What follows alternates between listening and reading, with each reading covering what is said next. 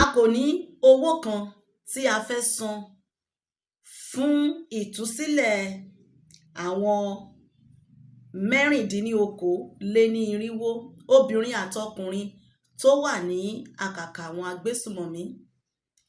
Ìjọba ti sọ̀rọ̀ lórí gbèdéke 72 hours tí àwọn agbésùmọ̀mí fún ìjọba àpapọ̀ wípé tí wọn bá ti wá dúnàádúrà lọ́dọ̀ àwọn ò ní fi àwọn ọmọdé àti obìnrin mẹ́rìndínlókòó-lé-ní-irínwó 416 tó wà ní àhámọ́ àwọn.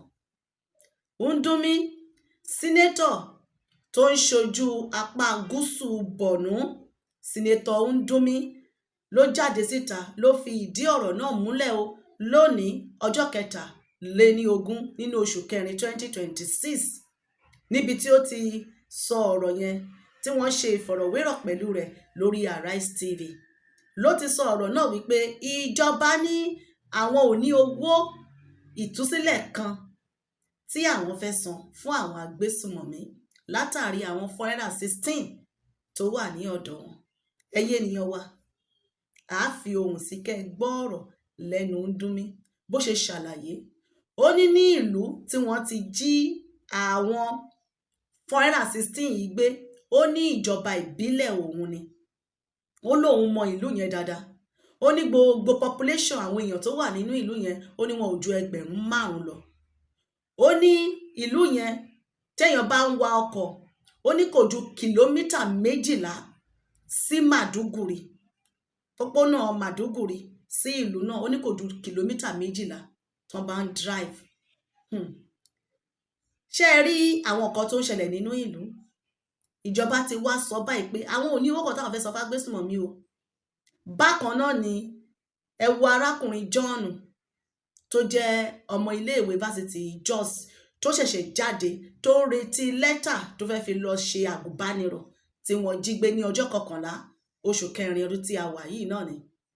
Àwọn agbésùmọ̀mí wọ́n ti wá fi fọ́nrán míì síta látàrí àwọn ìròyìn òfégè tó ń gbé kiri wípé àwọn agbésùmọ̀mí ti pa á. Wọ́n ń kọ IRP sí orí àwòrán ẹ̀ káàkiri. Àwọn agbésùmọ̀mí ní pé àwọn wà lórí ayélujára. Wọ́n ní eléyìí tí àwọn ọmọ Nàìjíríà fi ń kọ RIP lé lórí yẹn, àwọn ń wo kọ́mẹ́ǹtì yẹn. Wọ́n ní gbogbo àwọn tó ń kọ́mẹ́ǹtì yẹn tó bá jẹ́ 10,000 àbẹ́gbẹ̀rún 3 ni wọ́n ń dání. Wọ́n ní owó John àti pé ẹ̀yin ènìyàn wa, àwọn ẹbí John wọ́n gbálé wọ́n gbàtà, wọ́n kó mílíọ̀nù 6 lọ fún àwọn agbésùmọ̀mí o. Ṣùgbọ́n àwọn agbésùmọ̀mí wọ́n ní látàrí fake news tí àwọn ọmọ Nàìjíríà ń gbé kiri wípé àwọn ti pa, wọ́n náà ò gba 6 million mọ́, wípé kí wọ́n lọ wá mílíọ̀nù 4 kí wọ́n fi sí i. Bọ́lá àkọ́kọ́ wọ́n ní 30 million ni àwọn fẹ́ gbà. Ṣùgbọ́n báyìí wọ́n ti wá dúnàádúrà, wọ́n ní àwọn máa gba 10 million. Nínú 10 million àwọn ẹbí ti kó 6 million lọ, ó wá kó 4 million. Wọ́n ti gba owó ṣùgbọ́n wọn ò release John. Ẹ̀yin ènìyàn wa, a fi ohùn sí. Brọ́dà wa tí wọ́n bá wọn ṣagbátẹrù owó yẹn, àwọn náà ti sọ wípé lẹ́yìn ìgbà tí àwọn ti dá owó fún Kọ́bà àti Mariam tí wọ́n ṣe irú nǹkan tí wọ́n ṣe fún John yìí náà fún sẹ́yìn, wọ́n kówó lọ, wọ́n ti yá, wọ́n ní kán lọ wá mọ́tòsáíkù tuntun wá. Ṣùgbọ́n báyìí lórí ọ̀rọ̀ John, wọ́n ní kí wọ́n lọ wá mílíọ̀nù 4 sí pẹ̀lú kátọ̀nù sìgá kan àti àwọn igbó, àwọn tramadol, oríṣiríṣi àwọn egbògi olóró ni wọ́n ní wọ́n dárúkọ wípé kí wọ́n kó pẹ̀lú 4 million wá. Ṣé bí a ṣe fẹ́ máa bá a lọ lórílẹ̀‐èdè ilé yìí? Jẹ́ ká fi ohùn sí kẹ́ bá wa gbọ́ ọ̀rọ̀ lẹ́nu sínétọ̀ Ndúmí tó fi ìdí rẹ̀ múlẹ̀ wípé ìjọba ní àwọn ò ní owó kankan tí àwọn fẹ́ san fún àwọn agbésùmọ̀mí tó fún ìjọba àpapọ̀ ní gbèdéke 72 hours lórí àwọn 416 tó wà ní àhámọ́ wọn. Sínétọ̀ Ndúmí, ẹ bá wa gbóhùn sókè. The thing is, the security or the experts in this field of it's not a new thing. It's not only in Nigeria. The experts that are involved are supposed to be truly engaged, and I've talked to the various security agencies and those that matter on this case, and they are working on it. And I think, Charles, at this stage, I would prefer to leave it like that, because the Nigerian government is not just sitting back, yes, of course, doing nothing. In fact, I promise you that before I even come, I'll do some investigation, make some contacts, which I did even this afternoon. And the government is on its toes now to see how they can go about it.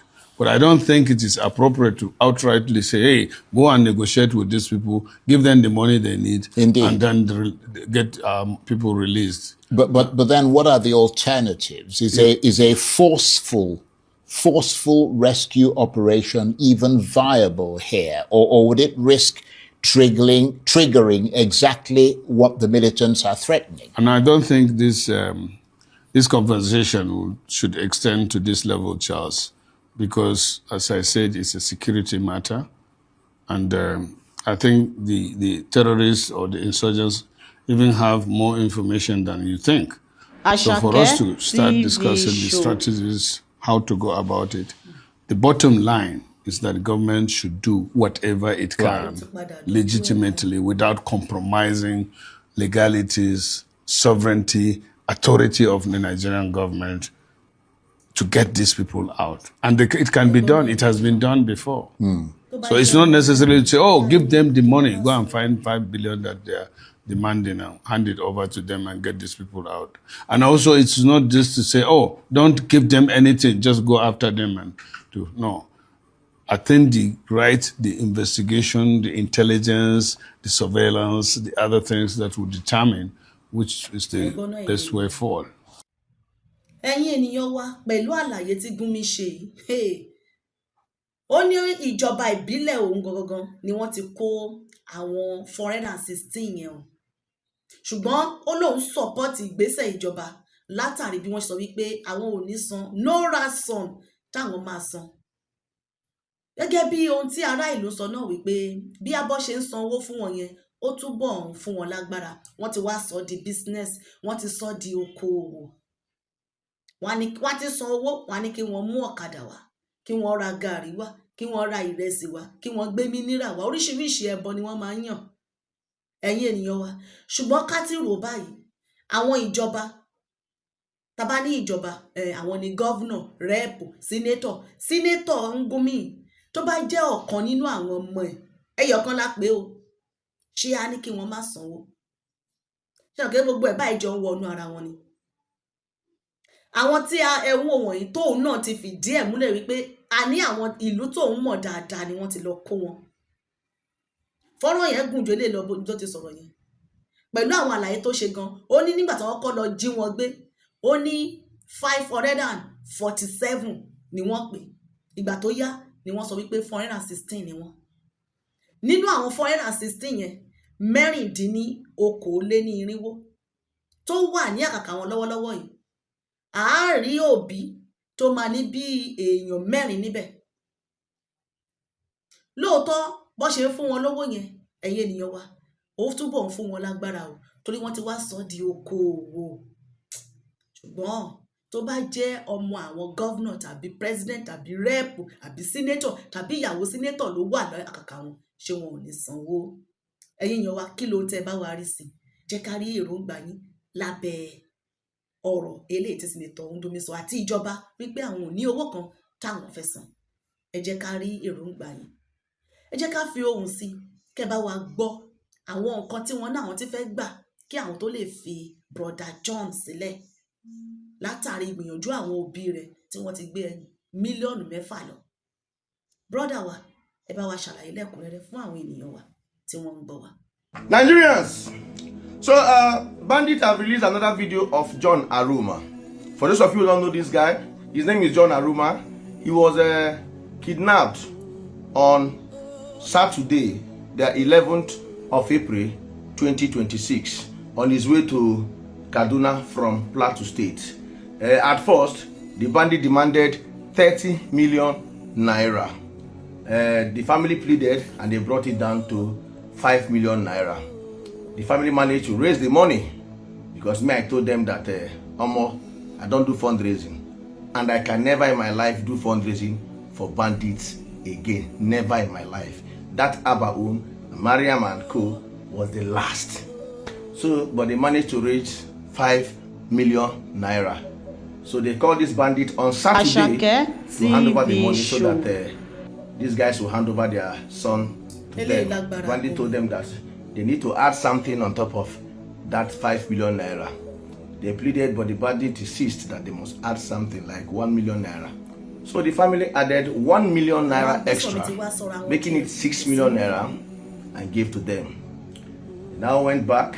Instead to bring the John Aruma to them, they did the same thing they did for Abba. That same thing they did during that Abba and Miriam thing, that's the same thing they did again. They now say they need 10 million naira, so they should go. It's remaining 4 million naira.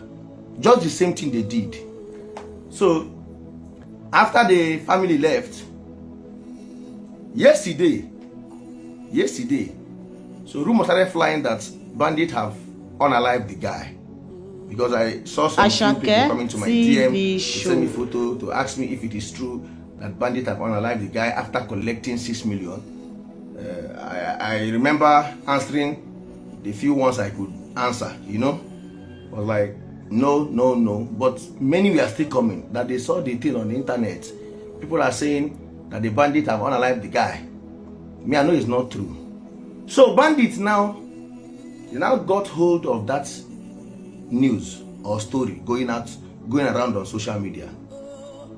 Then I think that's the reason why they are doing this video, to tell the public that this guy is not actually dead.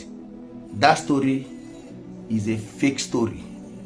And they're also telling the public that those people that are commenting under that story, there are more than 1,000. That there was one they saw more than 1,000 comments, that if they had contributed 10,000 and not comment under that post, this guy would have been out. But they are there commenting on a fake story, that they should have contributed 10,000 if they truly love this guy than commenting under a fake post. That is the purpose of them doing this video, and that's what we are saying here in Hausa. They are not leaving this guy until they bring that 10 million naira. So you can hear they even mentioned today's date, the 20th of April 2026. So let me allow you to watch the video, guys. Salam, ina gaishe da yan uwana da abokan arziki na fadin Najeriya, ko in ce na fadin duniya gaba daya. So wannan bidiyo da nake yi, na ga wasu suna posting suna magana akan cewa wannan an kashe shi, an karbi kudin ransom kuma an kashe shi. To wanga bawan Allah bai mutu ba, yana nan, amma dai yana shirin mutuwa gaskiya in ba mu sauran kudin da muke bi ba.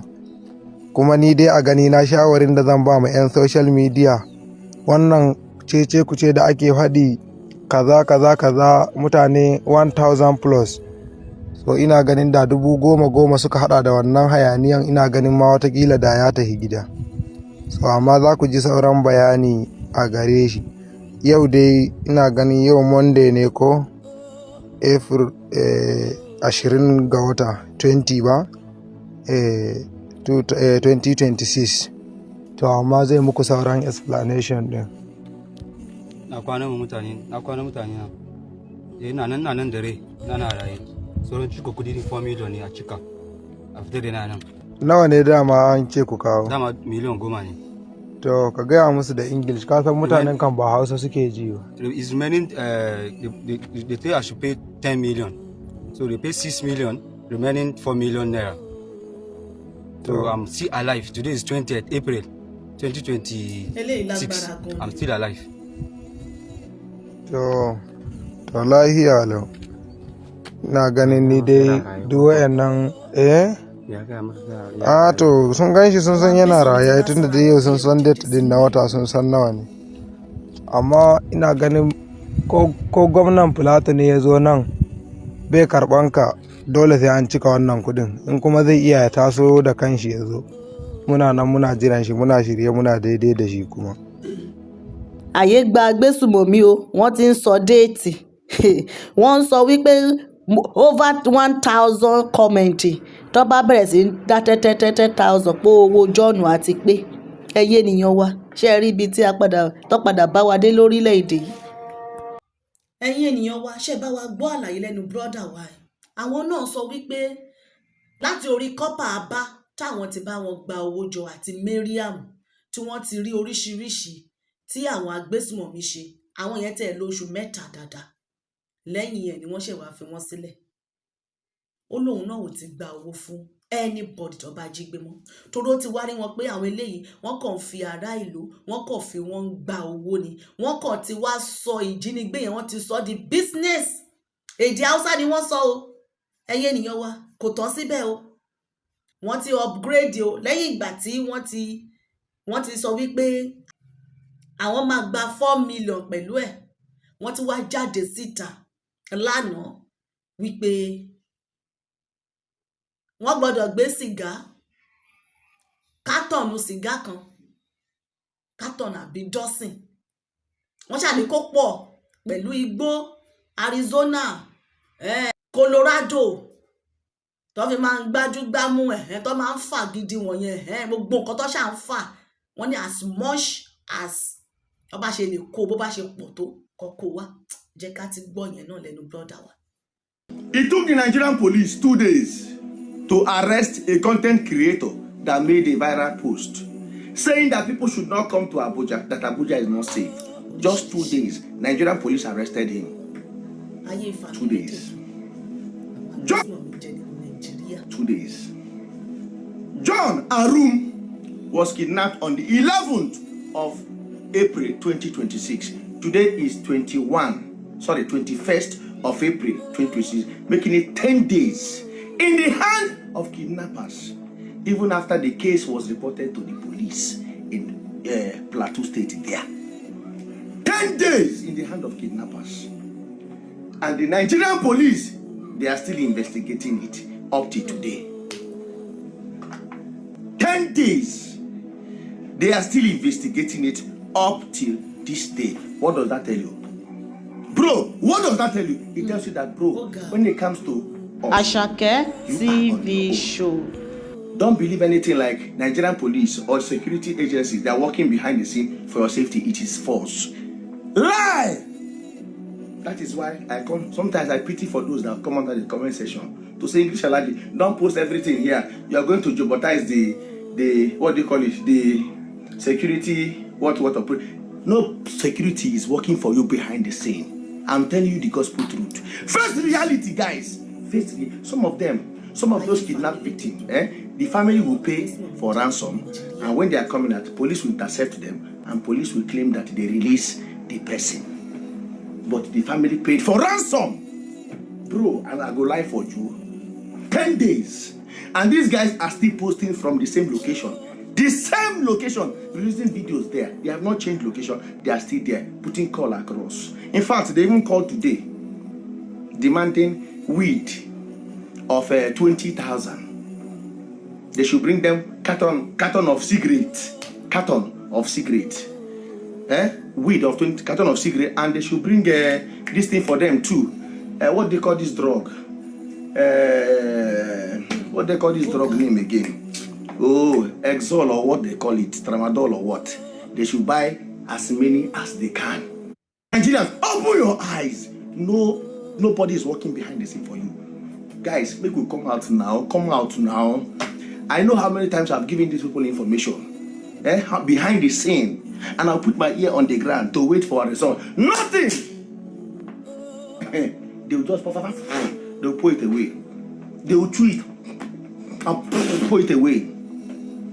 They are just waiting for one mistake from a content creator or from anybody or from English Alaji, and they swoop in. One day they'll get the person.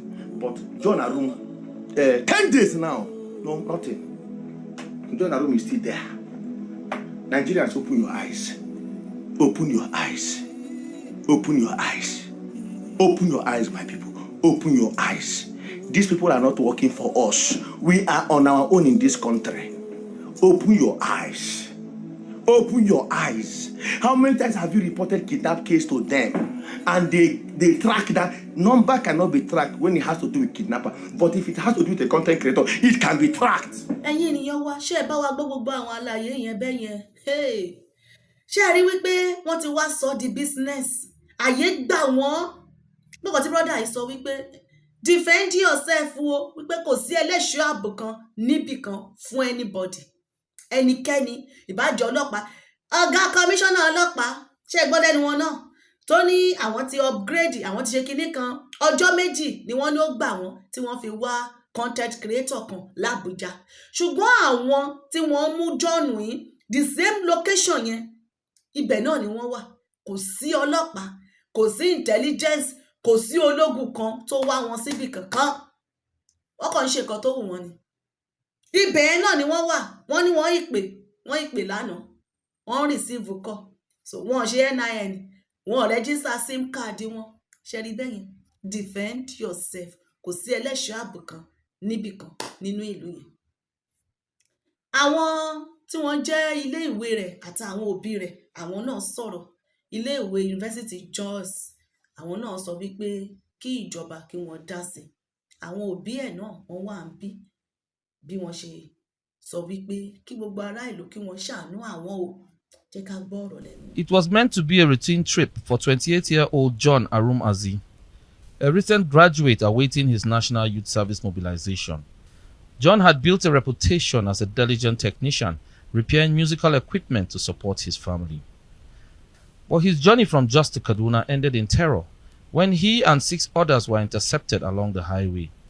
Distressing footage soon surfaced, showing John being brutalized by his captors while they demanded a ransom, initially set at 30 million naira.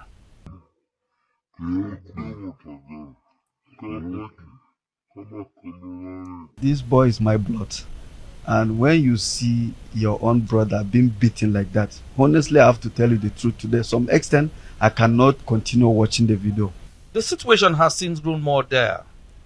A second video released by his kidnappers shows John kneeling while at gunpoint. In the footage, he reveals that they have been moved to Zamfara State, as the abductors threaten his life if payment is not made immediately. It is not clear whether the new location of Zamfara is a decoy move by his abductors to evade capture, as it appears from the beginning of the footage that John was being directed on what to say. Security agencies and experts, particularly using technology, could analyze the second video and actually identify the exact location. Every video has an originating IP address, and it could be used to get the GPS coordinates. While the ransom demand has reportedly been slashed to 4 million naira, the burden remains insurmountable for his family. I would like to see him back. By the God's grace, I will see him back. At their residence in Jos, sympathizers have gathered to support John's mother, a widow who lost her husband 15 years ago and had come to rely on John as the family's primary breadwinner. What is this? I don't have anything. I just want my son back, and I am trusting God about it. He just went out to earn a living and he was kidnapped. As the University of Jos alumni and youth groups call for swift government intervention, John's ordeal serves as a stark reminder to the mounting insecurity plaguing the nation's highways. For this family, every passing hour is a desperate prayer for his safe return. ṣé bá wa gbọ́ bẹ́ẹ̀ yẹn ṣé ẹ̀ṣẹ̀ ni kí òbí ti fi ọmọ sílé ìwé báyìí wọ́n ló ti graduate o òun retí lẹ́tà tí a fi lọ ṣe àgùnbánirọ̀ ní University of Jos bó tẹ̀ ti ṣe ń lọ ilé ìwé yẹn náà ló kọ́ṣẹ́ ọwọ́ iṣẹ́ ọwọ́ yẹn lọ́mọlọ́mọ fi ń manage ìgbésí ayé ẹ̀ o kí ó tó bọ́ sọ́wọ́ àwọn agbésùmọ̀mí ṣé gbọ́dọ̀ tí arákùnrin yẹn náà sọ wípé níbo ni intelligence wà ṣebí wọ́n fi sim card sínú ẹ̀rọ ìbánisọ̀rọ̀ wọn ní location wọn rìkọ́dì téèyàn bá ṣe rìkọ́dì kan ó ní àwọn kọ̀ọ̀kan tí wọ́n máa dictate nínú rìkọ́dì yẹn gan tí wọ́n á fi mọ ibi tẹ́nì yẹn wà gbogbo àwọn nǹkan wọ̀nyí kí ló dé tí wọn ò ṣe o ṣé ó ti ń clear sójú everybody wípé kò sí ètò ààbò níbì kan nínú Nàìjíríà ẹ wá wo gbogbo rògbòdìyàn John yìí tí wọ́n jí gbé Òkè Ọya ni o ẹ wo àwọn ọmọlẹ́yìn Zanzaki, àwọn Free Palestine, Free Iran, wọ́n bọ́ síta lánàá o, wọ́n protest, àwọn lẹ̀ ń wò yìí, jẹ́ ká fohùn fún. Members of the Islamic Movement of Nigeria, popularly known as Shia Group, took to the streets of Bauchi on a solidarity rally for the people of Iran. They also expressed dismay over the loss of innocent lives in the ongoing conflict involving Iran, the United States of America, and Israel. The leader of the group, Abdullahi Musa, alongside Zinat Zakzaki, said they are ready to sacrifice their lives in the fight against injustice. We want this government to come out vividly and show their solidarity with the oppressed people. Because in this country we have Muslims, we have Christians, we have those that doesn't even practice religion. But they are all human. The major point of concern is humanity. Humanity first before everything. So we are humans, we want humanity, and we stand with the oppressed people of Palestine. Whoever the injustice is done to, we do not accept it. Whether it is done to somebody or a religionist or it's done to any other person, we do not accept it. The group's leaders also sent a message to the Nigerian government over the alleged killings of its members by the state actors. Even right now, I'm speaking with you, we have a lot of corpses, our corpses that have been killed by Nigerian army. To be precise, the Guard Brigade in Abuja, they have killed 27 people, and they are still holding about 20 corpses with them. These people, their only offense is to say free Palestine. The message from the protesters is fair treatment and justice for all citizens. Solidarity. Wọ́n ní kí ìjọba jáde o, ẹjọ́ bá wa pé ìjọba kó jáde o, kí wọ́n lè ṣe solidarity fún wọn ní Iran àti Palestine o. Àwọn èèyàn tó wà nínú Nàìjíríà tí wọ́n ń pa lójoojúmọ́, ṣé wọn ò lè ṣe solidarity fáwọn wọ̀nyẹn ni? Ta làwọn yẹn ṣẹ̀ tí wọ́n ń pa tí wọ́n ń kó lójoojúmọ́? Ṣé ẹ ti rí kan tá à ń sọ? Wípé àní àwọn people wọ̀nyí kò yẹ ká jọ wà lábẹ́ òrùlé kan náà. Àwọn ilé ìfẹ́ Islamize inú ìlú yìí ni o. Ṣùgbọ́n wọn ò lè bọ́ síta kí wọ́n ní kí ìjọba àbí kí wọ́n pariwo síta wípé a ní ètò ààbò tó mẹ́hẹ̀ yìí sẹ́ ti mọ̀ wípé àwọn ilé gangan ni agbésùmọ̀mí tó ń gbé láàrin ìlú tí wọ́n ń gbé pẹ̀lú àwọn ènìyàn. Ọ̀tọ̀ ni àwọn agbésùmọ̀mí tí wọ́n fọwọ́ ra lórí o, tí wọ́n sọ pé wọ́n dáríjì wọ́n o, Boko Repentant o. Ṣé rí àwọn ilé gangan fúnra wọn agbésùmọ̀mí tó ń gbé láàrin ará ìlú ni wọ́n. Àwọn nǹkan tó ń ṣẹlẹ̀ nínú ìlú wọn ò dá sí. Ẹ̀wọ̀n tí wọ́n ti lọ bá, wọ́n lọ bà ní Iran, wọ́n lọ bà ní Gaza, wọ́n lọ bà ní Palestine, wọ́n ní kí wọ́n free wọn. Ṣé àwọn ọmọ Nigerians ṣé wọ́n ti rí freedom tán? John ní o, òun ní o, àìmọye àwọn èèyàn mìíràn tí wọ́n kù sọ́dọ̀ àwọn agbésùmọ̀mí o. Àwọn kan nìyẹn 416. Wọ́n ti rí freedom. Ibẹ̀ lẹ́yìn mọ̀ wípé àwọn eléyìí gangan ló fẹ́ Islamize inú ìlú yẹn, tí wọ́n dẹ̀ ń gbé láàrin ìlú. Àwọn tó ń gbé pẹ̀lú wa láàrin ìlú gan wọ́n wà dangerous ju àwọn tó ń kidnap wọ̀nyí lọ. Torí pé ṣe rí àwọn wọ̀nyẹn gbàtọ́ bá máa dìde tó bá ti máa ṣetán pẹ̀lú everybody dítà fi ń sọ nìyẹn wípé gbogbo àwọn tí wọ́n ń fún nílẹ̀ baálẹ̀ bàbá àmùdá ó ti pẹ́ níbí ẹran ló ń dà gbogbo wọn pátá irú kọ̀ọ̀kan ni wọ́n. Àwọn ni wọ́n pọ̀ àwọn gọ́gọ́gọ́ ló ń pe àwọn tó wà nùgbò fọ́rẹ́sì Sambisa yẹn àwọn tó lọ ń pè wọ́n wá lélẹ̀ ọmọ ìyá wọn ni wọ́n jọ fámìlì gidi ni wọ́n. Ìdí tá a gbọ́dọ̀ fi dá dúró gan ni gbogbo àwọn kan wọ̀nyí.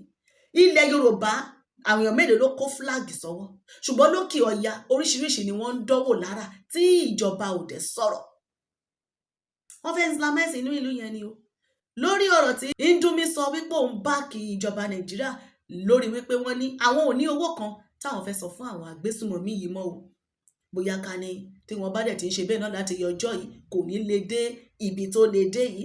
Ṣùgbọ́n ṣé ọ̀rọ̀ tí Gumi sọ yìí ẹ̀yin ènìyàn wa kí ló ń tẹ́ bá wa rí sọ sí? Jẹ́ ká rí èròǹgbà yín ní abẹ́ fọ́nrán yìí. Ẹ bá wa pín ètò yìí ẹ pín lógúnlógún ẹ pín lọ́gbọ̀lọ́gbọ̀ ní orí ìkànnì wa náà níbí. Èmi náà lọmọ yín ọ̀rẹ́ yín olólùfẹ́ yín àbúrò yín Àṣàkẹ́ TV show. Ẹ bá wa subscribe, ẹ máa bá wa pín ètò wa. Ẹ jẹ́ ká rí ọ̀rọ̀ ìwòye yín lábẹ́ ọ̀rọ̀ àríwísí.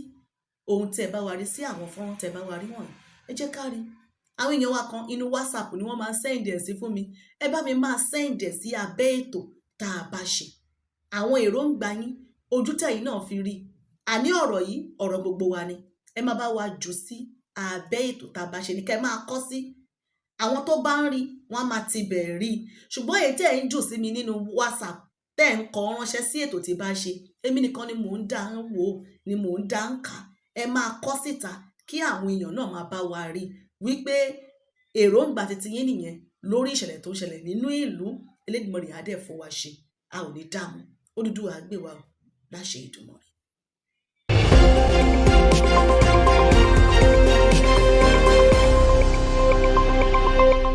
Àṣàkẹ́ TV show.